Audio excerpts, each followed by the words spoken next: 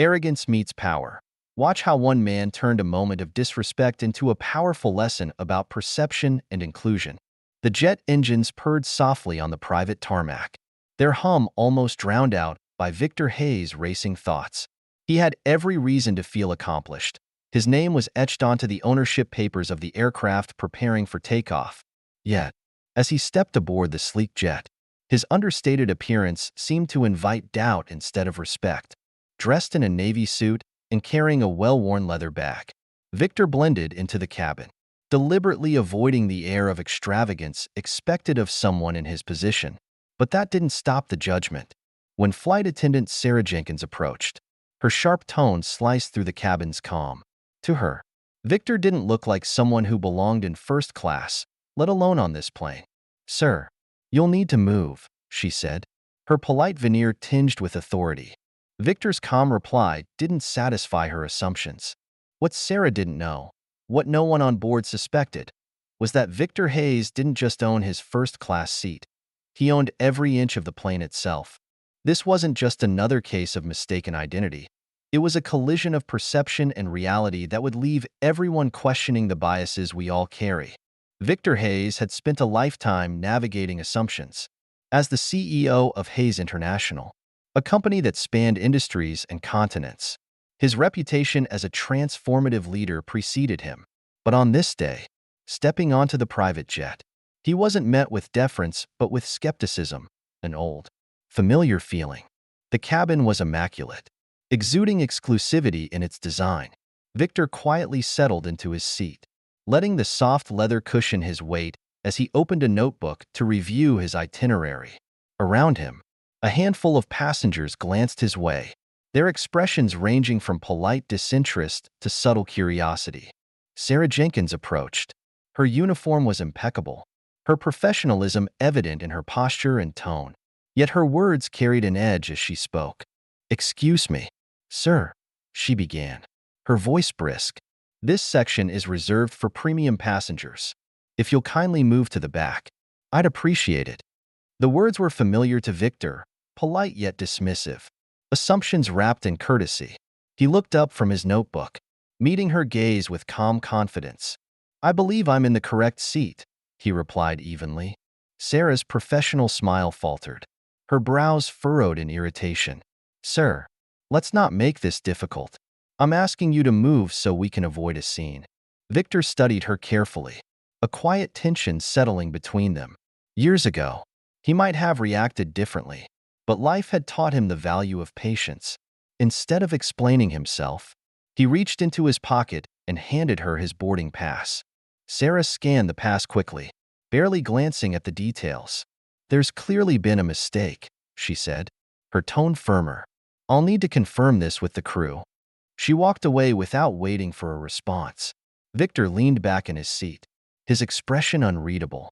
Around him, passengers shifted uncomfortably. Some pretended not to notice, while others exchanged whispers. Victor felt the weight of their eyes, curious, skeptical, even accusatory. He'd seen this play out before. The setting was different, but the story was the same. Moments later, Sarah returned, her posture stiff. "Sir, this seat is reserved for premium passengers. I'll have to ask you to move now." Victor straightened slightly, his calm demeanor unwavering. "I think it's time you take a closer look," he said, his voice steady but firm. Reaching into his jacket, he retrieved a slim leather folder and placed it on the tray table between them. Sarah hesitated, her confidence flickering for the first time. Victor opened the folder with deliberate precision, sliding a single document toward her. Sarah picked it up, her eyes scanning the paper. The logo at the top was unmistakable, bold and official. Her gaze dropped to the name at the bottom, and her breath hitched. Victor Hayes, owner. Her posture stiffened as the realization set in. "Mr. Hayes," she stammered, the words catching in her throat. I didn't realize." "No, you didn't," Victor replied, his tone calm but unyielding. "But you assumed." The cabin fell silent. Passengers leaned forward, straining to hear the conversation as Sarah handed the document back, her hands trembling. "I deeply apologize," she said, her voice softer now. "I didn't mean." I know what you meant. Victor interrupted. And that's the problem. Before Sarah could respond, the captain approached, his expression a mix of concern and curiosity. Is everything all right here? He asked, glancing between them. Victor handed him another document from the folder. The captain's brow furrowed as he read it, his demeanor shifting to one of recognition and urgency. Turning to Sarah, he said formally, Miss Jenkins, I'd like to speak with you privately. In the galley, Sarah's confidence crumbled under the captain's low, firm tone. You tried to remove the owner of this plane from his seat, he said bluntly. Do you understand the gravity of this mistake? Sarah's response was barely audible. I didn't know. No, the captain said sharply. You assumed, and now you'll face the consequences. When Sarah returned to the cabin, her head was bowed, her demeanor subdued. She approached Victor, her voice trembling. Mr. Hayes, she began, I can't express how sorry I am. My actions were unprofessional and unfair. Victor met her gaze, his expression unreadable. Let's move on, he said simply, returning to his notebook.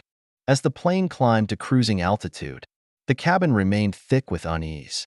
For Victor, the encounter was another reminder of the assumptions he'd faced his entire life, assumptions that didn't vanish with success. When the plane landed, Victor disembarked quietly, his thoughts already on the next step. He contacted the airline's executive team, setting in motion a plan to address the underlying biases that allowed incidents like this to happen. Weeks later, Victor sat across from the airline's leadership in a glass-walled conference room. His presence commanded respect as he outlined a comprehensive strategy to combat bias and foster inclusion. What happened on that flight isn't an isolated incident, he said. It's a symptom of a larger problem, one we need to address. His words carried the weight of experience, and by the time he finished, there was no room for debate. Meanwhile, Sarah Jenkins embarked on her own journey of accountability. Conversations with Victor had sparked a transformation, leading her to reflect deeply on her assumptions and biases. Through diversity training and personal introspection, she began to see the world and her role in it through a different lens. For Victor, the confrontation wasn't about vindication. It was about creating a ripple effect of change that extended beyond himself. Success, in his eyes, wasn't just about rising above. It was about lifting others along the way. As Victor stood by the window of his office, the city lights stretching into the horizon, his thoughts returned to the flight that had sparked more than just a conversation. It wasn't about a single misunderstanding. It was about challenging the assumptions that silently shaped lives, including his own. Across the airline, the ripples of his actions took shape. Policies were revised, training sessions gained depth, and conversations about bias inspired meaningful change. And Sarah Jenkins, once a symbol of the problem, became part of the solution. Her growth wasn't just a result of consequences, but a testament to the power of reflection and accountability. For Victor, the lesson was clear. Transformation doesn't come from anger or avoidance. It comes from deliberate action. He had turned a moment of personal offense into an opportunity for collective progress. If this story inspired you, join us in amplifying real-life lessons that challenge prejudice and inspire change. Like, share, and subscribe to help bring these powerful narratives to a wider audience. Together, we can shape a more inclusive future.